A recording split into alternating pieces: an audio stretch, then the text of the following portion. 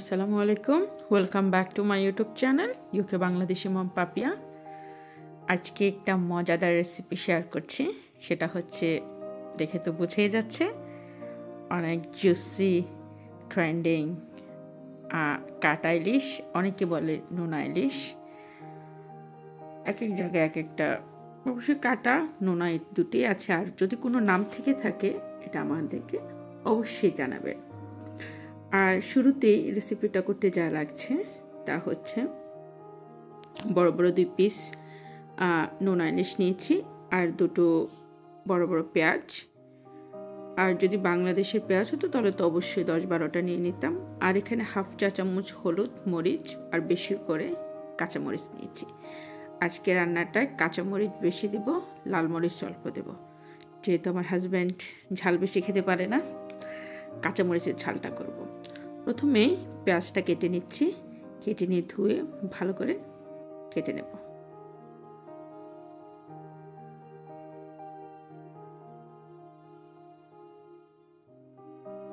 এত পেঁয়াজগুলো ধোয়া শেষ। এখন ভালো করে কিচি কিচি কিচি করে কেটে নেব। দেন কাঁচামরিচগুলো দুটো করে ফালি করব।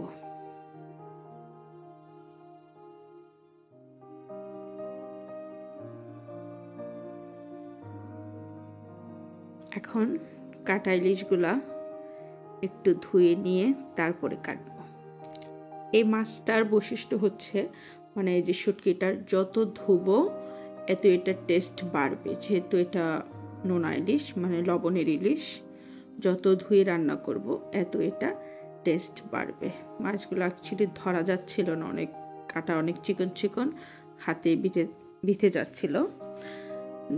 দরুন কেচি তারপরে ছুরি দোনোটা দিয়ে আমি ইউজ করছি। যাই হোক, কাটা হয়ে গেছে। এখন ভালো করে ধুয়ে নেব।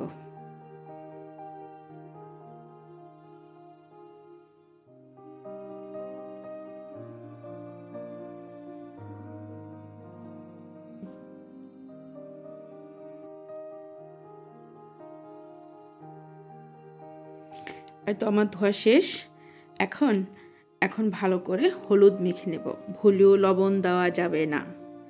হ্যাঁ, আমি যখন প্রথম প্রায় 10-12 বছর আগে মাছটা রান্না করি, আমি কিন্তু ভুলে লবণ দিয়ে ফেলেছিলাম, যেহেতু আমি জানতাম না, নতুন রাঁধুনি ছিলাম।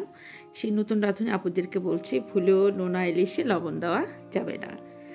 এখন ভালো তেলের মধ্যে মাছগুলো দিয়ে একটু ভালো করে ভেজে নেব। অনেকে আছেন ভাজা পছন্দ করেন না, ডিরেক্ট পেঁয়াজে দিয়ে দেন। একটু তেলে ভেজে নিলে মাছের যে একটা আষ্টে গন্ধ এটা থাকে না।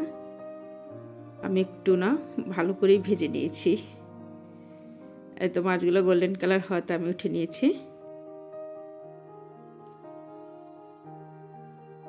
এখন ওই তেলের মধ্যেই পেঁয়াজ দিয়ে দিব। যদি তেল কম হবে আমি আর একটু পরে আবার দিয়ে দিব তেল। দিয়ে পেঁয়াজটা ভালো করে নেড়ে তারপরে কাঁচামরিচগুলো দিয়ে দেব।